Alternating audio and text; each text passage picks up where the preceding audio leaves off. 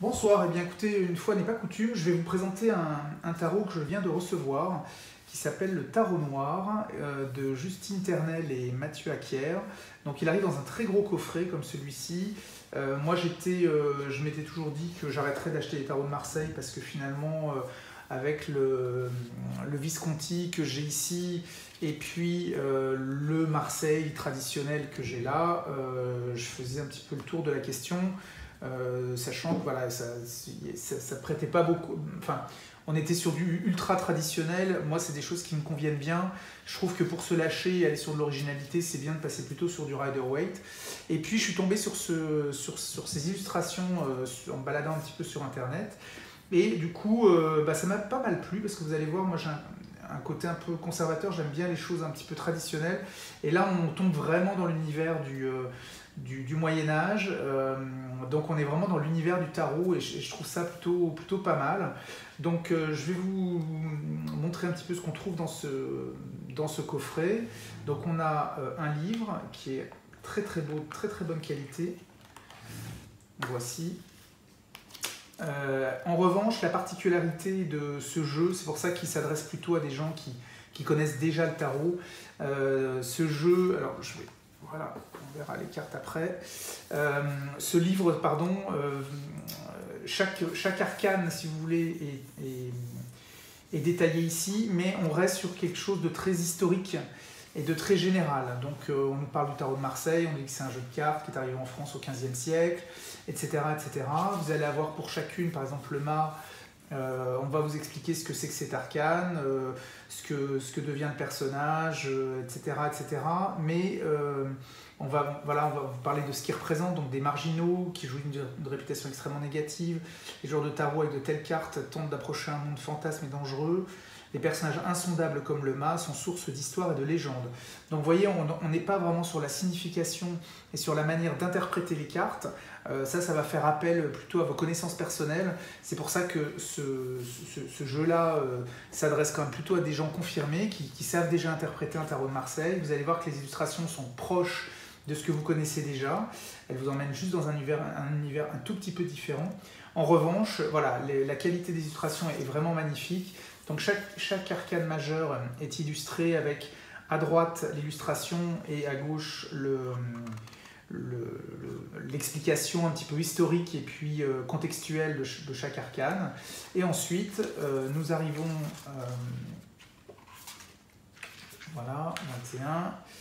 On nous parle des mineurs, pareil, d'une manière historique et générale. Et ensuite, on attaque sur les as. Et ce qui est intéressant, c'est que plutôt que de faire d'abord toute la série des bâtons, on va d'abord traiter les 4 as. Donc vous voyez, juste après l'as de bâton, vous retrouvez l'as d'épée, l'as de coupe et l'as de denier. Donc c'est une approche plutôt numéraire et pas tellement une approche de suite que l'on trouve. Nous avons ici les rois avec les 4 rois. Donc en fait, on vous parle d'abord des rois et ensuite on vous montre les 4 personnages. Et ça enchaîne ensuite sur les reines, comme ceci. Vous remarquez que l'as vient avant le roi, donc on n'est pas sur un symbole d'unité. Donc l'as ne vaut pas 1, mais vaut vraiment l'as. Donc ça, c'est intéressant comme parti pris. Et ensuite, on vous parle, voilà, là vous avez la série des bâtons, mais vous n'avez pas de texte, pardon. On vous montre juste les illustrations, les épées. Donc n'attendez pas dans ce livre une interprétation ou une aide vraiment à l'interprétation avec des exemples de tirage, vous n'en aurez pas. D'ailleurs, je trouve que c'est un petit peu décevant, c'est vraiment dommage, parce que voilà, ça reste un très très bel objet. On va voir les cartes maintenant, mais je trouve dommage que quelqu'un qui ne connaisse pas très bien le tarot, finalement, soit obligé de se renseigner par lui-même ou autrement. Voilà, donc ça c'est un petit peu mon regret. Donc les cartes arrivent comme ceci, donc elles sont assez larges, hein, puisque vous voyez, si vous voyez ma main, elles font la taille de ma main. Il y a un sac pour transporter le jeu, voilà, pour éventuellement l'emmener, voilà. Et vous avez ensuite, écoutez les cartes, voilà, donc le mât. Alors là, vous avez un dos qui est pareil, qui est très joli. Je vais oublier de vous le montrer, mais vous avez les tranches qui sont dorées. Donc on est vraiment, voilà, on est vraiment sur un bel objet. Encore une fois, moi je regrette que la fonction, on est plus sur une fonction historique et de culture de ce que c'est que le tarot que sur une fonction pratique pour trouver une aide à l'interprétation, ou en tout cas aider des débutants. Vous voyez l'impératrice, alors par exemple, si je prends l'impératrice de mon tarot que j'ai toujours avec moi, bon, on va prendre l'empereur, voilà, ce sera plus simple. Vous voyez qu'en fait, on retrouve vraiment des symboles similaires, hein, donc les interprétations, elles sont les mêmes. Hein. On retrouve l'aigle ici, on retrouve un empereur qui est à moitié assis, à moitié debout, prêt à partir dans les starting blocks. On le voit également avec son sceptre, on voit que le sceptre est devant ses yeux, donc peut éventuellement l'empêcher de voir ce qui se passe derrière, donc c'est quelqu'un qui peut être de temps en temps un petit peu enfermé dans son pouvoir. On remarque également qu'il a un casque qui lui protège un petit peu la nuque, etc. Comme de ce côté-là, ce qui lui permet d'éviter de se faire attaquer par derrière et puis du coup de se protéger. On voit un homme avec du charisme, avec sa barbe qui est bien taillée, qui est jolie, il a la main sur la ceinture, voilà. Donc en fait les symboles de l'un à l'autre sont vraiment respectés. Hein. On retrouve ici le pape avec les deux disciples. Alors c'est pas des moines, mais ce sont des, je sais pas quoi, des moutons ou quelque chose comme ça. Mais on a bien la notion du moine qui avec sa crosse, qui transmet un savoir, qui a de l'importance, qui a mis des colonnes qui vont symboliser un petit peu l'institution, le savoir, la chair, le fait de ne pas être mis en cause.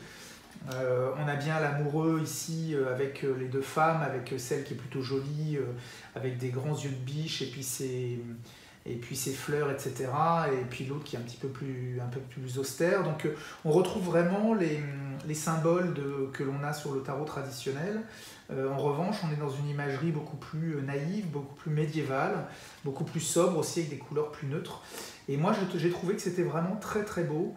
Les cartes sont très belles, donc je pense pas que c'est un jeu que je vais beaucoup trimballer avec moi. Je pense que c'est un jeu que je vais utiliser chez moi, probablement pour faire des consultations aux personnes qui vont venir me voir, mais c'est un jeu que je vais manipuler avec beaucoup de délicatesse et de douceur, parce que déjà, bon, les cartes étant grosses, je vais avoir du mal, je pense, à les battre. Et je pense que je vais lui donner un côté un peu cérémonial et un peu sacré. En tout cas, c'est ce que m'inspire ce jeu. Vous voyez, on va finir.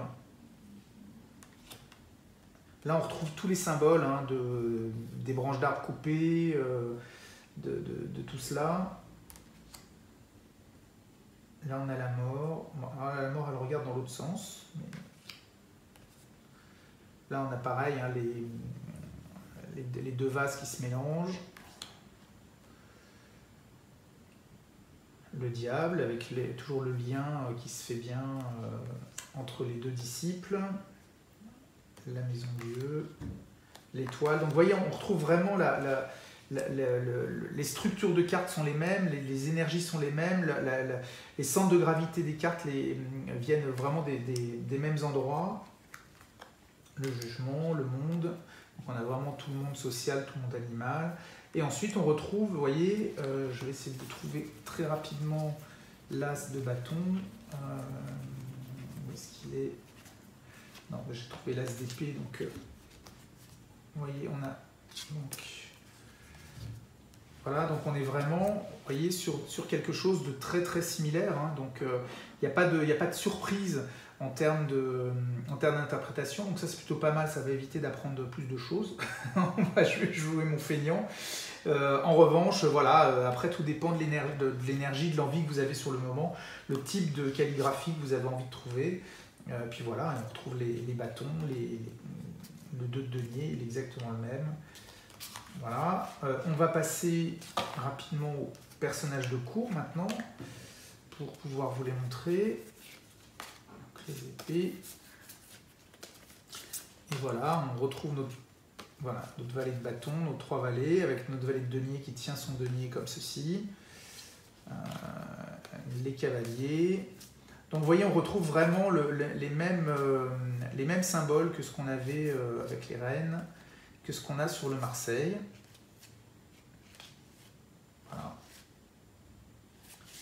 et on termine avec le roi d'épée ici. Voilà. Bon, bah écoutez, j'espère que ce jeu vous a plu.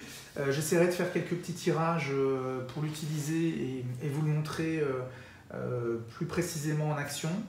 Donc je vous le remonte. Donc il s'agit du tarot noir, imagerie médiévale populaire, qui arrive donc dans ce coffret avec ce joli sac doré pour l'emballer. Et puis voilà, et surtout, alors ça, je pense que c'est une bonne idée de cadeau que vous pouvez faire à quelqu'un. Mais encore une fois, attention, ce cadeau, il s'adresse vraiment à quelqu'un qui connaît déjà le tarot et qui est capable d'interpréter les lames, parce que là, vous n'avez aucune explication en matière d'interprétation, en matière de tirage. Voilà. J'espère que ce petit panorama vous aura plu, qui vous aura donné envie d'en savoir plus. Si vous avez des questions, si vous voulez voir telle ou telle carte, et ben vous me le dites, et puis moi je vous enverrai une photo ou je referai une vidéo sur le sujet. Et puis je vous souhaite une bonne fin de journée, et je vous dis à très bientôt pour un nouveau tirage. À bientôt.